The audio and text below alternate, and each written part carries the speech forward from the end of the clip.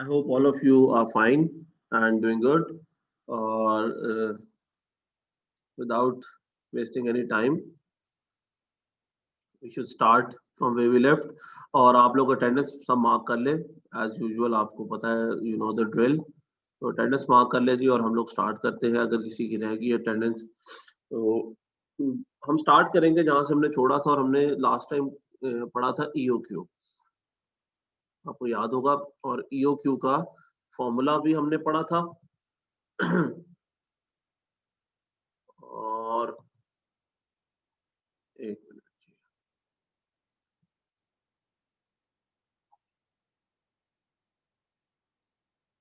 और ईओक्यू का आपने ईओक्यू के क्वेश्चंस भी किए थे, आपको याद होगा। काफी डिटेल में हमने इसके एग्जांपल्स देखे थे, वो वीडियो के एग्जांपल्स भी आपको याद होंगे।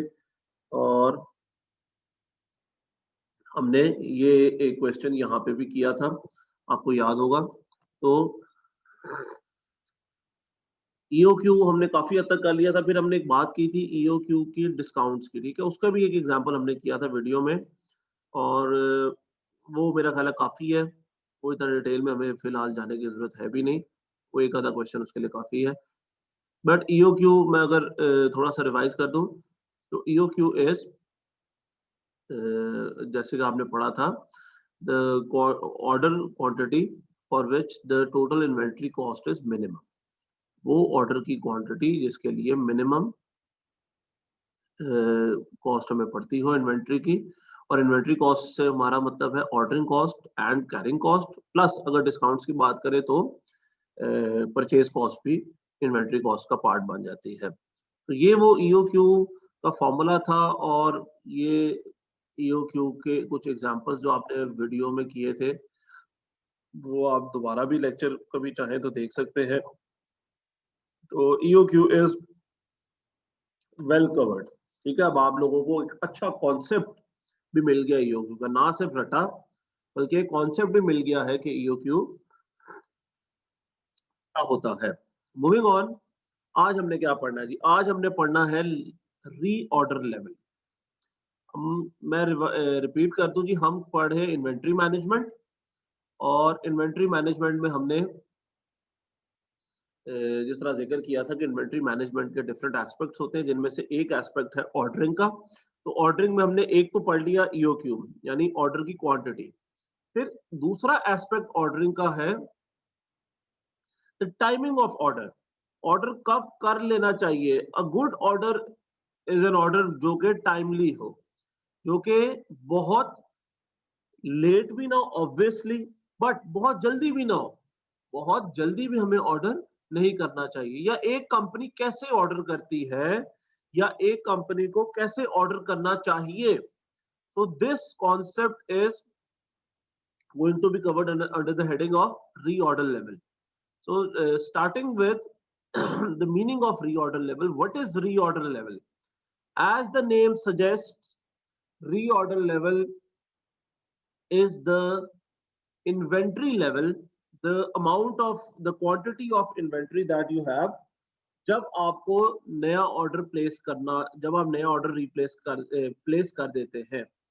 तो रीऑर्डर लेवल इन्वेंट्री का वो लेवल होता है, वो क्वांटिटी होती है इन्वेंट्री की, वो अमाउंट होती है इन्वेंट्री की, वो नंबर ऑफ यूनिट्स होते हैं, वो नंबर ऑफ वो केजीज होते हैं, या जो भी आपका यूनिट ऑफ मेजरमेंट है जिस पे आपने नया ऑर्डर प्लेस कर देना है, उसको हम कहते हैं रीऑर्डर लेवल।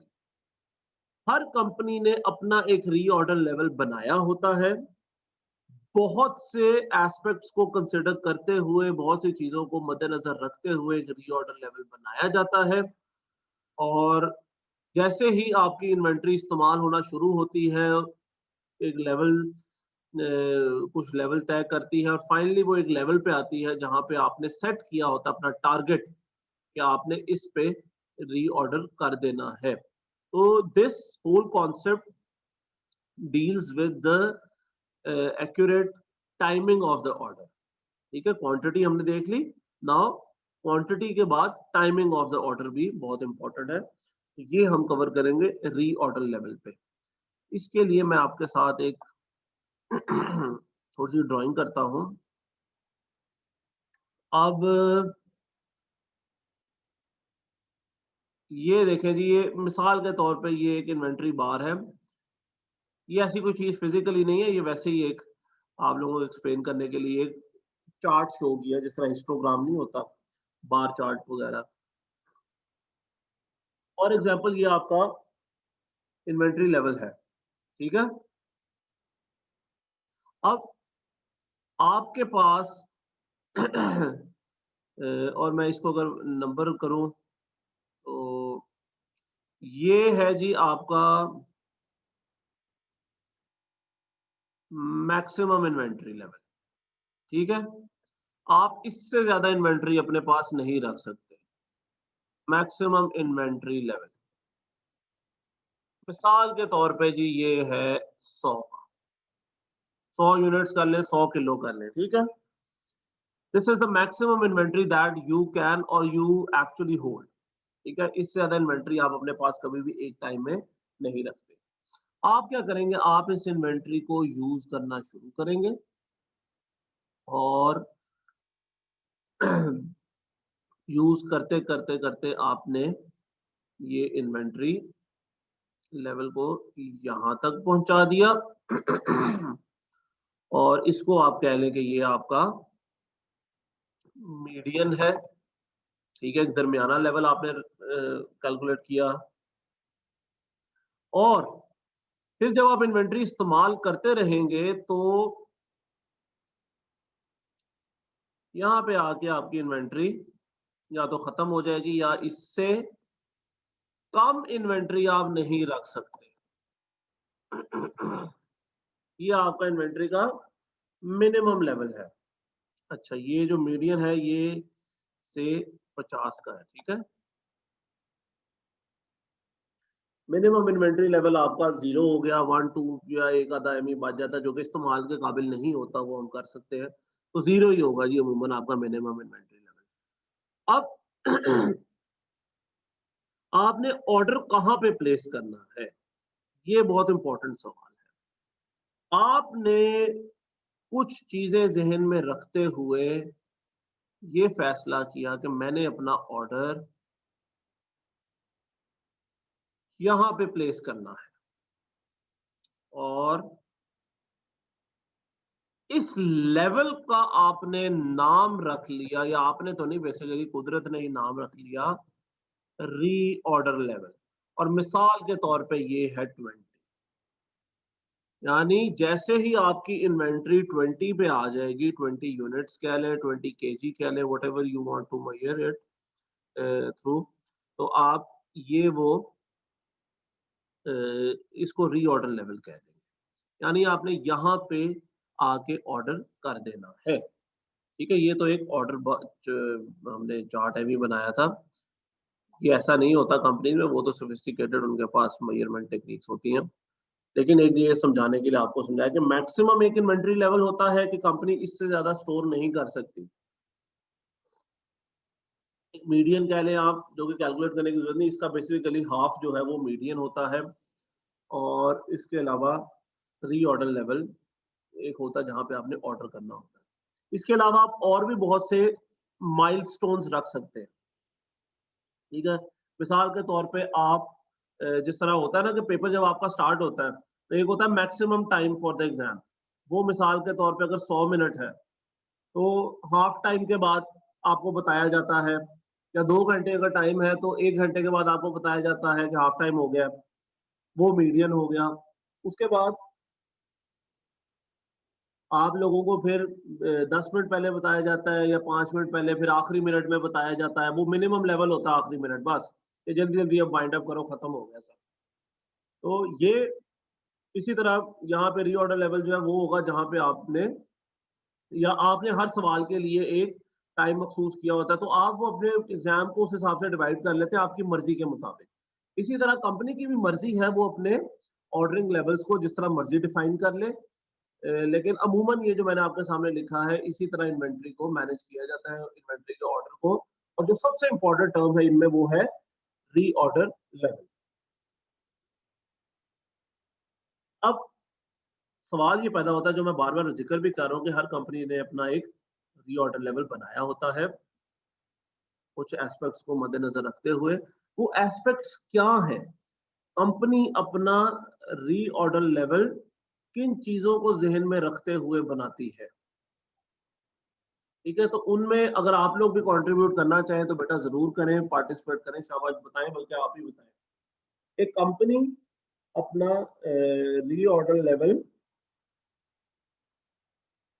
क्यों क्या बनाएगी या किन फैक्टर्स की बेस पे बनाएगी, मैं ही बता देता हूँ, टाइम हम नहीं वेस्ट करते, आज हम जल्दी इंशाल्लाह ताला फ्री हो जाएंगे। आज का टॉपिक इतना कोई बड़ा टॉपिक नहीं है। अच्छा, so number one factor is company की usage speed. If a company is using the inventory with speed और with high speed, तो उसको रीऑर्डर लेवल भी उस हिसाब से फिर प्लेस करना बनाना पड़ेगा, यानी इसको पहले ऑर्डर करना पड़ेगा क्योंकि वो ज्यादा स्पीड में यूज कर रही है। और सिमिलरली वाइस वर्सा, अगर वो स्लो स्पीड में काम कर रहे हैं या यूज हो रही है उसकी इन्वेंट्री, तो उसको रीऑर्डर भी उसी हिसाब से ही करना है। ठीक है, यानी अगर आप में से कोई एग्जाम में स्पीड से लिख रहा है तो वो 5 मिनट या 10 मिनट जब रह जाएंगे तो वो कहेगा यार अभी बड़ा टाइम है, मैं तो इतनी देर में पूरा एक पेज या 2 पेज लिख लेता हूँ, मुझे इतने टाइम की जरूरत नहीं है। लेकिन जो स्लो राइटर होगा उसको मसला हो जाएगा, वो कहेगा यार अभी तो मैंने 2 पेज लिखने हैं, मेरे से तो नहीं 10 मिनट में लिखे जाते 2 पेज। तो वो उस हिसाब से अपना सवाल की टाइमिंग मैनेज करेगा, तेज स्पीड से लिखने वाला उस हिसाब से मैनेज करेगा। सो one of the factors that determine the reorder level is the usage speed. आप कितनी स्पीड में यूज करते हैं इन्वेंट्री को। अच्छा, इसके बाद ये तो थी यूजेज स्पीड, फिर एक होता है डिलीवरी टाइम। आपको सप्लायर कितनी जल्दी डिलीवर कर देगा,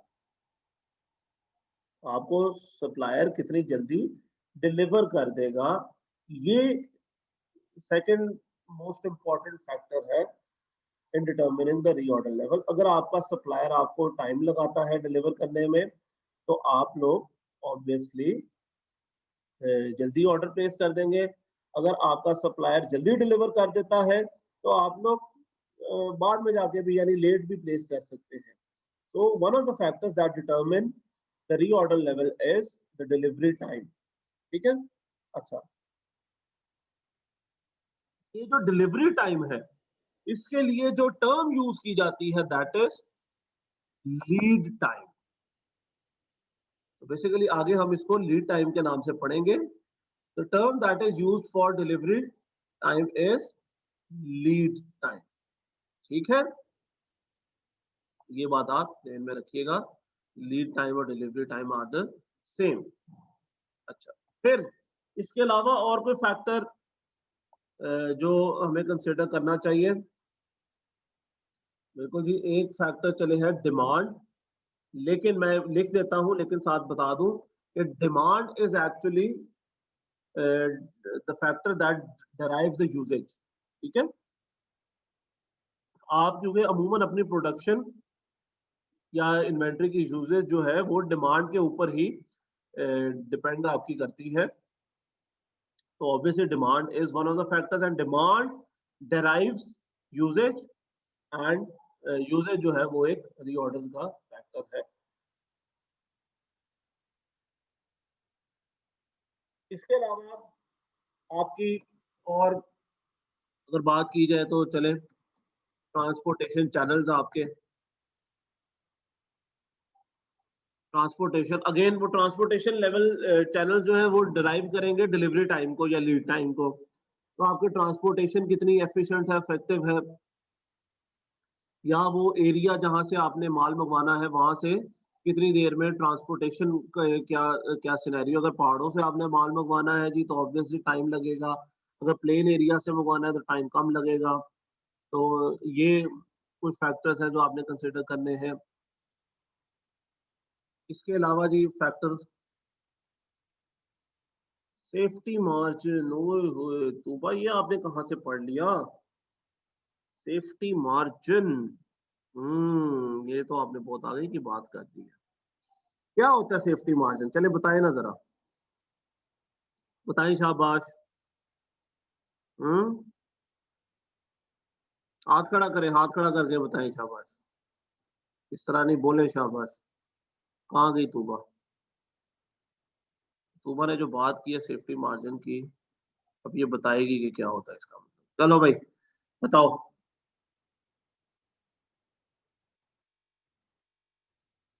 मेरा ख्याल है तूबा क्लास ही छोड़ गई इस डर से।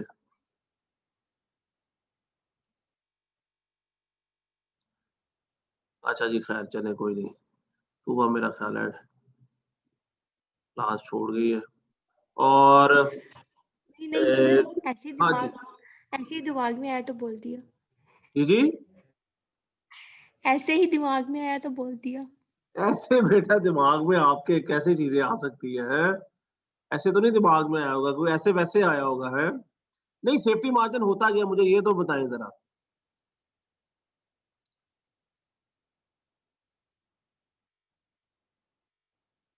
चले जी तूबा के एमी दिमाग में है, वैसे ये आमद ही हुई है मैं कहूंगा।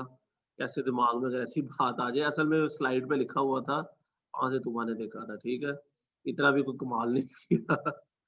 अच्छा खैर, मूविंग ऑन, अच्छी बात है, अभी हमने इसको डिस्कस करना है, सेफ्टी मार्जिन एक है फैक्टर। तो बेटा ये तीन चार चीजें हैं जो कि आपके रीऑर्डर लेवल को डिटरमिन करती है। इनमें सबसे इंपॉर्टेंट जो है वो यूजेज और टाइम, लीड टाइम। ये दो फैक्टर्स हैं जो कि आपके यूज डिटरमिन करते हैं रीऑर्डर लेवल को, ठीक है। अच्छा, मजे की बात यह है कि इन्हीं को लेके अब हम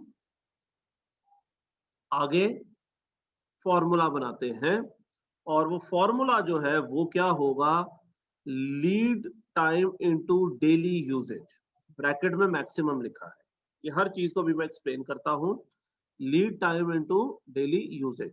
अच्छा जी, एडवांटेजेस और डिसएडवांटेजेस का टॉपिक रह गया था रीऑर्डर लेवल के। अच्छा, इसके advantages are very clear, that inventory management बेहतर हो जाती है, कंपनी कभी भी स्टॉक आउट नहीं करती, ठीक है, याद रखिएगा, कंपनी स्टॉक आउट नहीं होगी, इस तरह से आपके पास माल खत्म नहीं होगा अगर आप एक केयरफुली कैलकुलेटेड रीऑर्डर लेवल बनाएंगे। और इसके अलावा आपको अक्सर जो है वो डिस्काउंट्स वगैरह की ऑफर्स होती हैं, वो भी आप उनको अपने रीऑर्डर लेवल्स के अंदर इनकॉर्पोरेट कर सकते हैं। तो ये इसके एडवांटेजेस है। डिसएडवांटेज नंबर वन है, स्टॉक आउट हो जाएगा अगर सॉरी, रीऑर्डर लेवल डिटरमिन करने का डिसएडवांटेज ये है कि आपको सप्लायर के साथ बड़े ज़बरदस्त ताल्लुकात रखने पड़ते हैं, और एक्स्ट्रा एफर्ट करनी पड़ती है लीड टाइम को मिनिमम करने की, और यूजेज कैलकुलेट करना अक्सर मुश्किल होता है, क्योंकि अगर आपके पास एकदम बड़ा ऑर्डर आ जाए तो फिर आप क्या करेंगे। तो ये कुछ डिसएडवांटेजेस हैं रीऑर्डर लेवल के, ठीक है। तो ये एडवांटेजेस और डिसएडवांटेजेस, बेसिकली आपको पता है एडवांटेजेस और डिसएडवांटेजेस जो है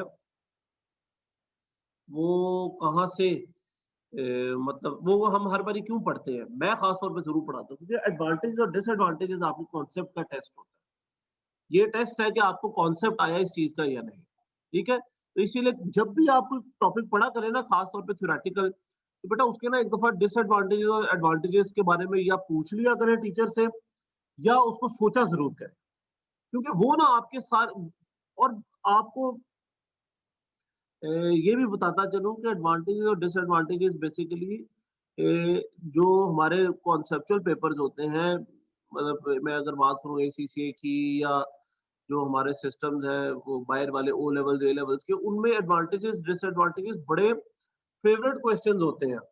वो क्यों? क्योंकि वो आपकी एनालिटिकल स्किल्स को डिटरमिन करते हैं।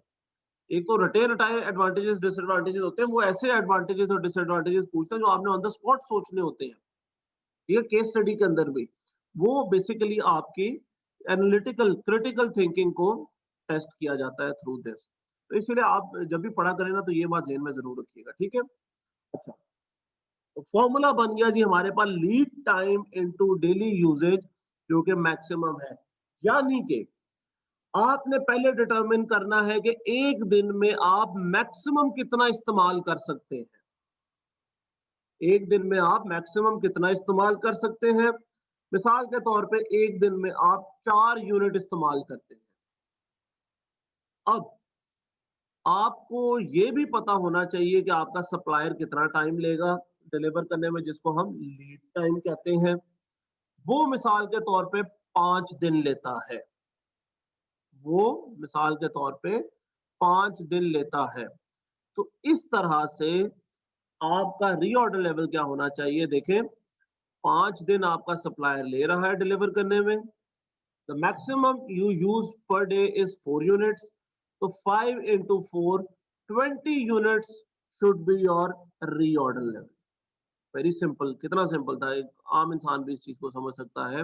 कितना टाइम लगता है जी डिलीवर करने में? एक दिन में इतना इस्तेमाल हो जाता है। तो ये यूनिट्स, अब जिस तरह आप लोगों के घर जो ग्रोसरी होती है, हम सबके घर, उसमें क्या सिनेरियो होता है, चीज पड़ी होती है, ठीक है। आपकी अम्मी मिसाल के तौर पे आपके अब्बू को अगर कहती हैं जी कि इतना 5 किलो आटा 5 किलो आटा लेते आइएगा, तो वो किस कैलकुलेशन से कर रही होती हैं। और देखें ना, उनको भी ये रीऑर्डर लेवल उनके दिमाग में फिक्स हुआ हुआ है। अब वो देखेंगे कितना आटा पड़ा है, अच्छा इतना बर्तन पड़ा है, इतने बर्तन में इतनी रोटियां बन जाएंगी, इतनी रोटियां इतने दिन चलेंगी, तो हमें इतने दिन बाद आटे की जरूरत पड़ेगी। तो वो आपके अब्बू कहेंगे कि कल तक या परसों तक आपने ये आटा 5 किलो लेके आना है, या जितना भी आपने रीऑर्डर लेवल रखा होगा, जो इकोनॉमिक ऑर्डर क्वांटिटी रखी होगी, उतना आप ऑर्डर, वो आपके वाले साहब आटा ले आएंगे। तो इसी तरह मैं अगर अपनी बात करूं, तो जब छोटे बच्चे होते हैं हमारे, तो एक सबसे बड़ी जो टेंशन होती है वो होती है पैम्परों की। तो वो अब हमें आइडिया होता है, वो मेरी बेगम भी अक्सर कह देती है कि जी पैम्पर जो है वो 2 दिन चलेंगे, ठीक है। और आप या जब बच्चे के 5 पैम्पर आ जाए या 10 पैम्पर आ जाए, तो वो ऑर्डर आ जाता है जी कि पैम्पर आने वाले बच्चे, क्यों? क्योंकि अंदाजा हो जाता है, क्योंकि बीवी को पता है जी कि मेरे खामन ने सुस्ती में या इसमें 1-2 दिन लगा देने हैं, तो वो उतने दिन पहले ही बता दिया जाता है। तो ये तो हमारे घरों के अंदर भी इस्तेमाल होता है रीऑर्डर लेवल, ठीक है। तो यही रीऑर्डर लेवल थोड़े सोफिस्टिकेटेड कॉन्सेप्ट्स के साथ कंपनीज में चला जाता है कि इतनी दिन लगेंगे हमें और इतना टाइम लगेगा, तो सिंपली मल्टीप्लाई देम। एग्जांपल के तौर पे जी, for example ABC limited experiences average daily usages of its plastic caps of 100 units, and the lead time for procuring new units is 8 days। ठीक है, यानी 100 कैप्स चाहिए, प्लास्टिक कैप्स अपने containers के लिए, और 8 दिन लगते हैं नए कैप्स को आने में। तो यानी जब 800 रह जाएगा यूनिट लेवल, तो तब आप नया ऑर्डर प्लेस कर देंगे। अच्छा, अगर इससे पहले कर लेंगे तो क्या फायदा नुकसान है? फायदा तो चले हमने नहीं पढ़ना, नुकसान मैं आपको बता देता हूँ कि आपके पास फिर कोई बात है, उतनी कैरिंग कॉस्ट आपको एक्स्ट्रा करनी पड़ेगी। ईओक्यू आपने उस हिसाब से भी देखना है, अपना कैलकुलेट करना है। आपको जितना ज़्यादा ऑर्डर करेंगे, उतना ही ज़्यादा आपको सँभालना भी पड़ेगा। अगर आपको ज़रूरत नहीं भी है, तो इन्वेंटरी आपके पास जितनी कम देर रहे, या जितनी इमैक्युलेट कैलकुलेशन के साथ रहे, उतना ही बेहतर है।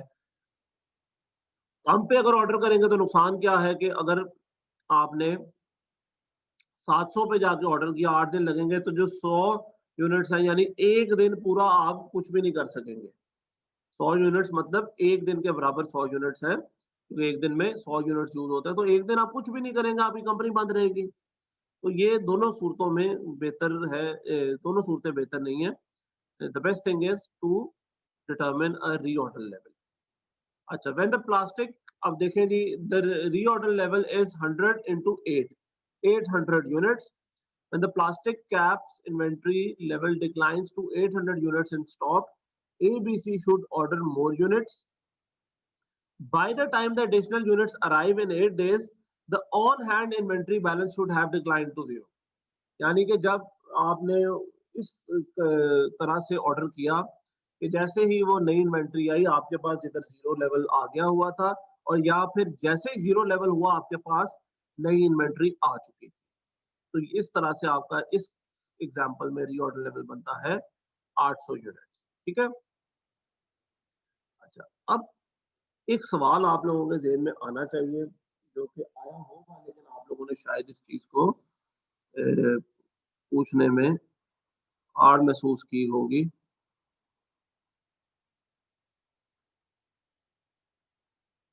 अच्छा,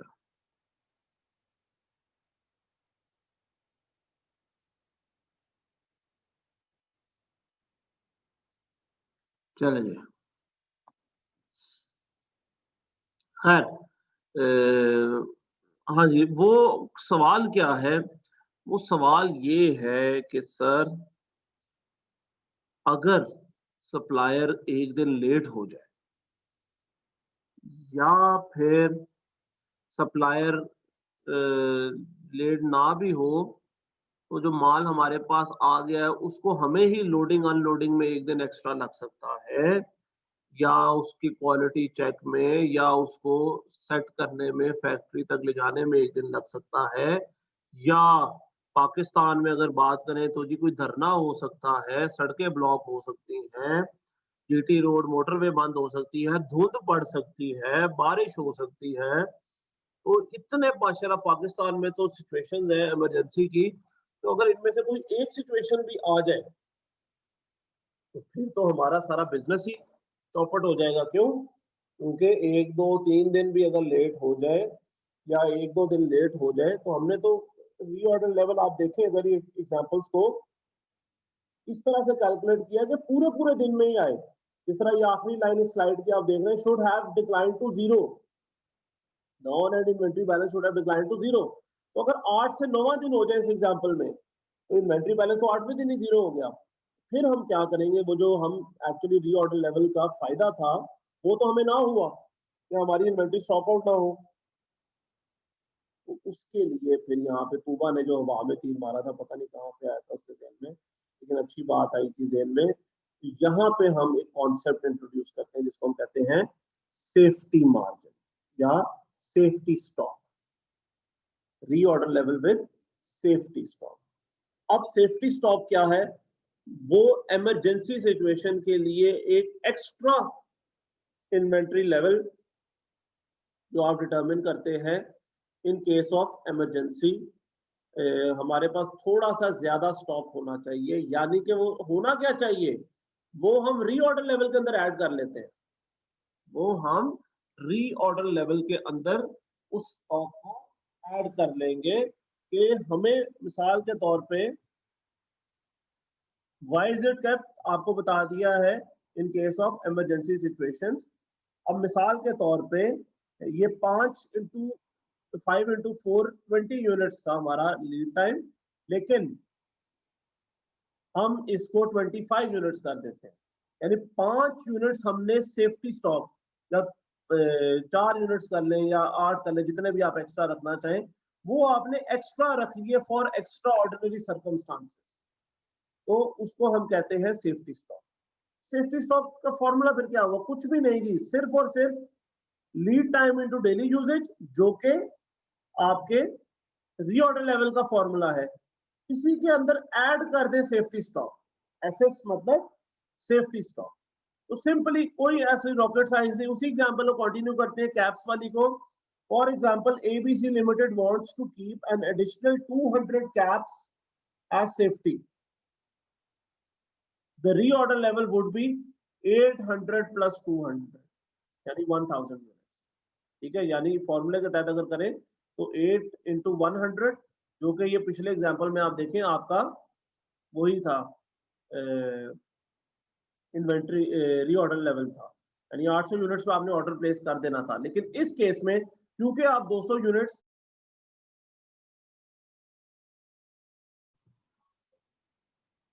चले जी बेटा, लेट्स रिज्यूम। हम लोगों ने सेफ्टी स्टॉक का एग्जांपल पे मैंने आपको छोड़ा था। तो ये अगर आप देखें तो ये फॉर्मूला था सेफ्टी स्टॉक का, और कोई इतनी रॉकेट साइंस नहीं है। Reorder level with safety stock सिर्फ lead time into daily usages plus safety stock हो जाएगा। अच्छा, अब मैं क्या काम कर रहा हूँ?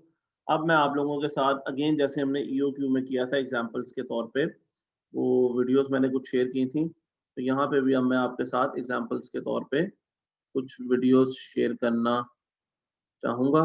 तो ये वीडियोस आप देखिएगा। पहले हम देखते हैं reorder level without safety stock, ठीक है? उसकी हम एक वीडियो देखते हैं। एक मिनट, किधर गई? वो दूसरी विंडो में थी शायद।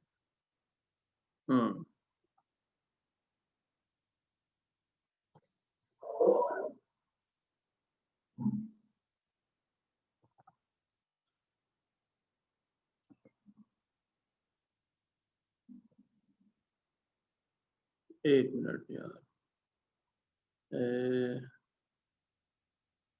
एक second.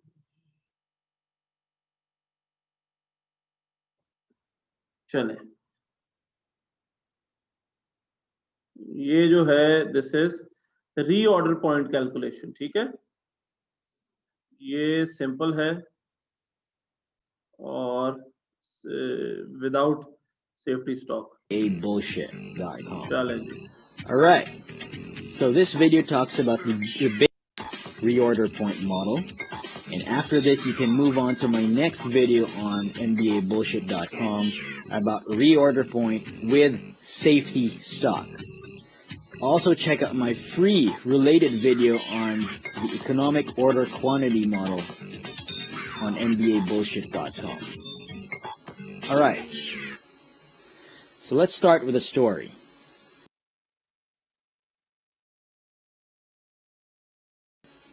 Let's say your friend Mike wants to buy basketballs from a factory and sell them to his neighborhood.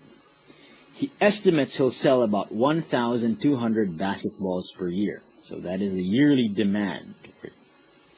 At first, Mike thought of just buying a fixed 100 basketballs at the beginning of every month from the factory, which will equal his 1,200 basketballs by the end of the year.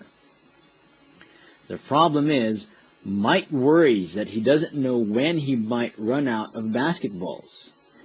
If that happens, he'll have to wait until the next month to get a new batch of basketballs. He might end up with no basketballs to sell until the next month, when a new delivery arrives. He'll have to send customers away. His friend Lily suggests, you should order a new batch of basketballs, or she says, she's a girl, right? You should order a new batch of basketballs even when you have only 50 basketballs remaining, just to be sure that you never run out. Okay?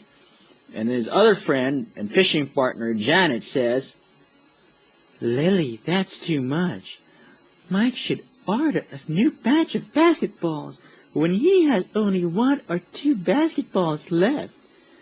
That should be good enough. Alright, so who should Mike listen to? Lily or Janet? Well, by the way, Lily is adorable and cute, but Janet is hot and sexy. So that makes the decision making a little bit more difficult, a lot more difficult for Mike, because he has to choose between cute advice from a cute babe. In MBA bullshit language, Lily is suggesting a reorder point of 50 basketballs, while Janet is suggesting a reorder point of 1 or 2 basketballs. Alright? So let's say that every time Mike orders a new batch of basketballs, it takes 4 working days for the new batch to be delivered. And we call that lead time. Okay? And let's assume further that there are 250 working days each year. Now remember, from earlier in the story, I already said that the demand is about 1,200 basketballs a year. So again, who should Mike listen to? Lily or Janet? For this, we use the reorder point formula, which looks like this, which is very simple. Reorder point equals the demand per year divided by the working days per year multiplied by the lead time. So all these figures are given. So we now know that the reorder point is 1,200. based on these variables, 1,200, okay, is 1,000, demand 1,200 per year, demand. Divided by the working days per year, 250, which we get from this, multiplied by the lead time. And the lead time is 4 working days, remember? Multiplied by the lead time. And we simplify this, the same thing, okay? We simplify it, it's the same thing, it's just up here. We get the reorder point of 4.8 times 4, or 19.2. So Mike should immediately place a new order as soon as he has only 19.2 basketballs remaining. So he has to say sorry to both Lily and Janet because they are both wrong. Now, to be safe, we should round this off to the higher whole number. Well, that depends on your professor, but personally, I like to round it off to the higher whole number of 20. Okay, so Mike should immediately place a new order as soon as he has only 20 basketballs remaining. Our reorder point is 20. And the reason why I do this is because obviously you cannot purchase 0.2 of a basketball. Okay, 0.2 of a basketball. All right. So that's as simple as it is.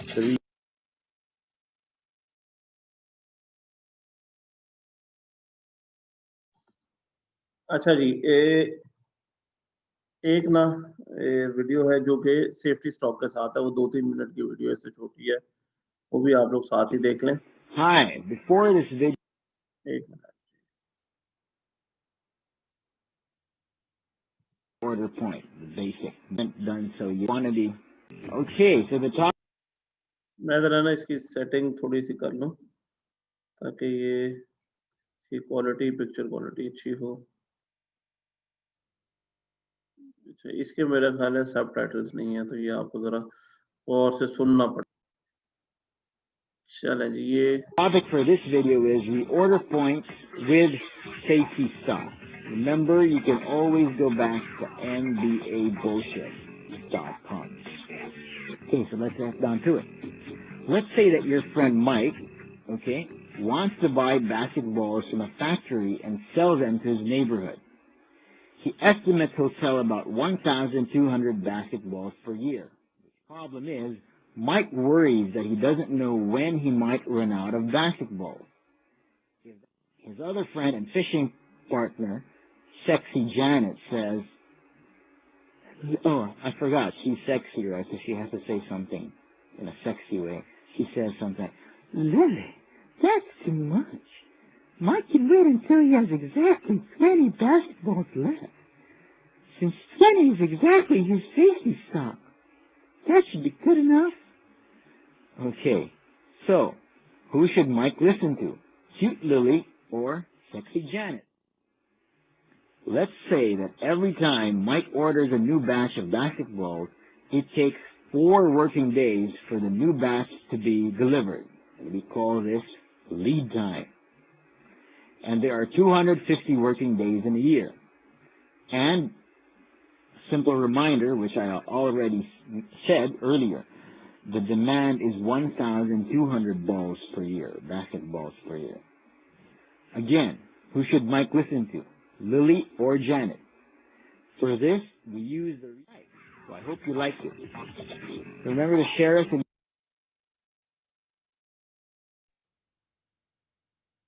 चलें जी, ये video में जरा ना एक problem थी, मेरा ख्याल है उन्होंने जल्दी शायद You like us? सही की, On but Twitter, I hope आप लोगों को ये एग्जांपल तकरीबन वही थी जो हमने की थी, कोई इतनी डिफरेंट एग्जांपल नहीं थी, और बेसिकली आप लोगों को ये रीऑर्डर का कॉन्सेप्ट पक्का करने के लिए ये एग्जांपल दिखाई गई थी। तो ये था बेटा रीऑर्डर लेवल, और इसके अलावा फिर इन्वेंटरी मैनेजमेंट का एक जो आखिरी आज टॉपिक है, जो कि थ्योरेटिकल में आखिरी है, मतलब तो हमने न्यूमेरिकल भी एक छोटे-छोटे कर लिए हैं, वो है इंटरनेशनल इन्वेंटरी मैनेजमेंट। तो इन्वेंटरी मैनेजमेंट का एक एस्पेक्ट जो है that is managing the international inventory or inventory where international borders are concerned. यानी इन शॉर्ट अगर आप कोई इन्वेंट्री इंपोर्ट कर रहे हैं, खरीदने की हम बात कर रहे हैं, या चले एक्सपोर्ट भी कर रहे हैं, तब भी आपको ये कुछ बातें पता होनी चाहिए. But if your inventory involves crossing borders या हैज एन इंटरनेशनल एलिमेंट, तो फिर आपको इन्वेंट्री मैनेज कैसे करनी है. अच्छा जी, ईओक्यू भी वही होगा, रीऑर्डर लेवल भी उसी तरह से कैलकुलेट होगा, टू बिन सिस्टम करें, एबीसी सिस्टम करें, जस्ट इन टाइम इन्वेंट्री करें, सारा कुछ एज इट इज होगा. मैं सिर्फ आपको वो बातें बताने जा रहा हूं जो कि कुछ एक्स्ट्रा आपको जहन में रखनी पड़ेंगी while working with international inventory. आपको कुछ एक्स्ट्रा बातें जिनके बारे में पता होना चाहिए, स्टडी करना पड़ेगा, अपनी कैलकुलेशंस का पार्ट बनाना पड़ेगा. वो है जी, नंबर 1, आपकी import export policies and laws. जब भी आप कहीं से बाहर से इन्वेंट्री मंगवाएंगे तो आपको सबसे पहले इंपोर्ट एक्सपोर्ट पॉलिसीज का पता होना चाहिए. नंबर 1, क्या हम ये चीज मंगवा सकते हैं या नहीं. सेकेंडली, कितनी पुरानी चीज मंगवा सकते हैं, कितनी मालियत तक की चीज मंगवा सकते हैं. तो ये कुछ पॉलिसी, या इस मुल्क से नहीं मंगवा सकते, जिस तरह हम इजराइल से कुछ नहीं मंगवा सकते. तो ये कुछ बातें आपको जहन में रखनी पड़ेंगी while procuring न्यू इन्वेंट्री. आपकी पॉलिसीज एंड लॉज क्या है रिगार्डिंग इंपोर्टिंग और एक्सपोर्टिंग, ये आपको एक एक्स्ट्रा चीज सीखनी पड़ेगी, जाननी पड़ेगी. अच्छा, secondly, duties and taxes. Obviously जब भी आप अपनी ईओक्यू की कैलकुलेशन करेंगे या ये फैसला करेंगे कि किस मुल्क से मंगवाना चाहिए और अगेन कितना मंगवाना चाहिए, कब मंगवाना चाहिए, तो उसमें ड्यूटीज और टैक्सेस का भी पार्ट होगा. कितनी ड्यूटी होगी, कितने टैक्सेस लगेंगे, कस्टम क्या है, कस्टम लॉज क्या है, कस्टम कैलकुलेशंस क्या है, फिर उनको अपनी इन्वेंट्री कॉस्ट का पार्ट बनाना है आपने बाद में. तो इसीलिए जब भी आप इंटरनेशनल इन्वेंट्री मैनेजमेंट करेंगे तो आपको इसको ध्यान में रखना पड़ेगा. सारे ड्यूटीज एंड टैक्सेस को, उनके रेट्स को कैलकुलेट भी करना पड़ेगा, इन्वेंट्री कॉस्ट का पार्ट बना के देखना पड़ेगा. फिर एक और अच्छा, अब इसमें मैं आपको एग्जांपल देता हूँ कि जिस तरह आप लोग जब गाड़ियां मंगवाते हैं बाहर से, बट आप लोगों को ये शायद पता हो या ना भी पता हो कि आप 5 साल ये से पुरानी गाड़ी मंगवा नहीं सकते. यानी आपकी गाड़ी जो है वो 5 साल से ज्यादा पुरानी नहीं होनी चाहिए. अगर आप आज 2021 में बैठे हैं तो आप 2016 से पुरानी गाड़ी नहीं मंगवा सकते, यानी 2015 मॉडल की भी आप मंगवा नहीं सकते गाड़ी. तो 5 साल की ब्रैकेट होती है जी, ठीक है. अब आपको ये बात पता होनी चाहिए. अब आप गाड़ियों का कारोबार करें और आप 5 साल से पुरानी गाड़ियां वहां पे बुक करवा लें, खरीद लें, यहाँ पे तो आएंगी नहीं, तो आपने अपने पैसे जाए किए. ये लॉ का नहीं पता. फिर ड्यूटीज क्या है. अब ये क्यों है, आपको ये मजे की बात बताता हूँ कि ये लॉ क्यों है. अगर पुरानी गाड़ियां 5 साल से मंगवाने की इजाजत मिल जाए तो बेटा पाकिस्तान में हर बंदे के पास मर्सिडीज हो. क्यों? क्योंकि 5-1 साल बाद या 10 साल पुरानी गाड़ियां, 15 साल पुरानी गाड़ियां वो लोग कबाड़ में बेच देते हैं. बेच भी नहीं देते, फेंक देते हैं. जो यूरोपियन और अमेरिकन है, वो 5 साल से पुरानी गाड़ी या 10 साल से पुरानी गाड़ी तो वो देखते ही नहीं, इस्तेमाल ही नहीं करते ना. तो वो गाड़ियां, वो मर्सिडीज आपको वहां पे कौड़ियों के भाव मिलेगी और वो यहाँ पे मंगवा के भी आपको बहुत सस्ती पड़ेगी. ठीक है. तो इसीलिए अगर ये ड्यूटीज, फिर होता क्या है, 5 साल पुरानी गाड़ियां भी बहुत सस्ती मिलती हैं, ठीक है. जो मजे की बात है, वो भी बहुत सस्ती मिलती हैं, लेकिन उन पे ड्यूटीज और टैक्सेस इतने बन जाते हैं. अब आपको जिस तरह एक मिसाल देता हूँ, ये जो है आपकी करोला कह लें आप. करोला जो है वो मेरा ख्याल है आपको बाहर से पाकिस्तानी जो है वो 15-16 लाख रुपए की पड़ेगी, इससे महंगी नहीं पड़ेगी. 15 लाख रुपए की ये उसकी लिस्ट प्राइस है. लेकिन जब आप उसको मंगवाएंगे यहाँ पे इंपोर्ट ड्यूटी एक्सेट्रा सब कुछ मिला के वो आपको 35-40 की पड़ जाती है, बल्कि महंगी पड़ जाती है. ठीक है. तो इसीलिए ये भी आपको बातें ध्यान में रखनी चाहिए कि हम ड्यूटीज और वो कितने टैक्सेस कितने हैं. ठीक है. फिर प्रोसेस पता होना चाहिए, क्या इंपोर्ट प्रोसेस क्या है. जिस तरह इंपोर्ट प्रोसेस के अंदर एक गारंटर होता है जिसको लेटर ऑफ क्रेडिट एक चीज होती है, एलसी जिसको आप कहते हैं, वो आपका बैंक इशू करता है. और इसके अलावा कुछ आपको फॉर्म वगैरह फिल करने पड़ते हैं. कस्टम क्लियरेंस का प्रोसेस क्या है, ये बातें पता होनी चाहिए। अब मैं आपको मिसाल देता हूँ, एक दफा मेरे ज़हन में आया कि कुछ ना अली बाबा से कुछ मंगवाया जाए, तो वो अब अली बाबा पे रेट्स देखें, वो इतने सस्ते आपको लगते हैं कि आप कहते हो यार ये चीज़ इतनी सस्ती, आप फौरन ऑर्डर करने जाते हो, तो सबसे पहले तो उसमें शिपिंग एक होती है। अच्छा, अब वो शिपिंग की अलग कॉस्ट है, फिर वहाँ पे एक होती है कॉन्सेप्ट शिपिंग के अलावा ना, जब थोड़ा स्टडी किया मैंने उस प्रोसेस को, वो प्रोसेस देखें कितना कॉम्प्लिकेटेड हो जाता है कि सबसे पहले तो अली बाबा पे एक चीज़ आपने देखी, उसके बाद आपने सप्लायर के साथ नेगोशिएशन की, डन हो गया आपका रेट। फिर एक आपको करना पड़ता है इंस्पेक्शन के लिए एक हायर करनी पड़ती है एक फर्म। वो आपके प्रोडक्ट्स को इंस्पेक्ट करती है कि क्या ये सही है या नहीं, जैसे आप चाह रहे हैं वैसे है या नहीं। फिर एक फॉरवर्डर होता है, उसको हायर करना पड़ता है, वो आपको यहाँ पे चीज़ें भिजवाता है। फिर यहाँ वहाँ पे एक कस्टम क्लियरिंग एजेंट होता है, जो फॉरवर्डर ही अमूमन होता है, वो वहाँ से कस्टम क्लियर करता है। फिर एक यहाँ पे कस्टम क्लियरेंस वाला होता है, वो यहाँ पे कस्टम क्लियर क्लियर करता है। फिर यहाँ का एक ट्रांसपोर्टर होता है, जो आपको यहाँ से चीज़ें ट्रांसपोर्ट करता है। तो ये पूरा प्रोसेस है जहाँ पे जगह-जगह कॉस्ट्स भी मौजूद हैं, कॉम्प्लिकेटेड, वो इतना कॉम्प्लिकेटेड प्रोसेस था कि मैंने कहा रहने ही दो। ये इतना कॉम्प्लिकेटेड प्रोसेस है, इतनी जगह आपको देखना पड़ता है, कैलकुलेशंस करनी पड़ती हैं। तो ये प्रोसेस का पता होना चाहिए। ये ना हो कि अगर आपको प्रोसेस का ना पता हो तो आपकी चीज़ आके पोर्ट में फँसी रहे। आपको ये याद ही नहीं रहा कि ओहो! यहाँ पे कस्टम क्लियरेंस होना चाहिए था हमारे पास ऑफिसर, या एक कंपनी होनी चाहिए थी कस्टम क्लियरेंस के लिए। तो वो आपकी चीज़ फँसी रहेगी पोर्ट में। तो इसीलिए बेहतर है कि आपको प्रोसेस का भी पता हो। फिर पेमेंट मेथड्स। अब इंपोर्ट में पेमेंट मेथड्स डिफरेंट होते हैं। ऐसे नहीं कि आपने कैश दिया, ठीक है, या हुडी भी नहीं कर सकते, obviously that is also illegal. आपको चैनल्स के थ्रू, डिफरेंट ऑनलाइन चैनल्स के थ्रू पेमेंट करनी पड़ती है। इस तरह उनके बारे में पता होना चाहिए, उनके प्रोसेस के बारे में पता होना चाहिए। इस तरह एक चीज़ है पेपैल, आपको पता होगा, आपने सुना होगा नाम। अब पेपैल के थ्रू आप पे करते हैं ऑनलाइन अक्सर, लेकिन अनफॉर्चुनेटली पाकिस्तान में वो यूजेबल नहीं है, यूज़ नहीं होता, पेपैल पाकिस्तान में अलाउड नहीं है। फिर अमूमन क्या होता है, एक टीटी होती है, टेलीग्राफिक ट्रांसफर, एक बीटी होती है, बैंक ट्रांसफर, फिर वेस्टर्न यूनियन के थ्रू पैसे पे किए जाते हैं। अब वेस्टर्न यूनियन का पता होना चाहिए प्रोसेस क्या है, उसके लिए आपको आईडी कार्ड लेके जाना पड़ता है, एक साथ स्टेटमेंट लिखनी पड़ती है कि पैसे कहाँ जा रहे हैं, क्यों जा रहे हैं, मैं कोई इलीगल नहीं कर रहा। फिर उसके बाद उनकी एक फीस होती है अलहदा से 7-8%, वो आपको पे करनी पड़ती है। तो ये डिफरेंट, इसके पीछे भी मेथड एक मौजूद है, प्रोसेस मौजूद है पेमेंट के पीछे भी, ये भी आपको पता होना चाहिए मेथड। ठीक है जी? अच्छा, फिर इसके बाद